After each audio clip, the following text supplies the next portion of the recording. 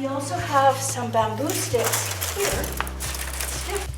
You can either use a platform to sort of poke things in and work from there.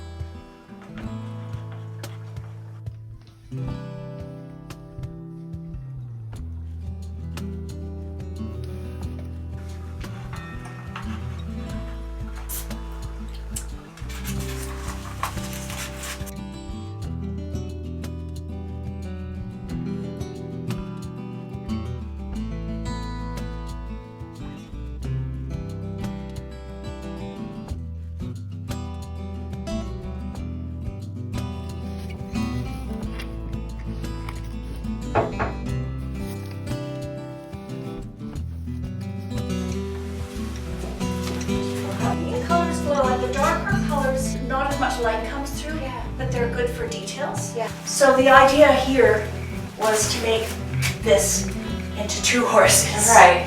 And this is because it was too complicated to make individual legs, but this is to pretend that's where the legs are. Okay, this one doesn't have a hole in it yet. It will. And so you see how you can make detail with the tissue paper.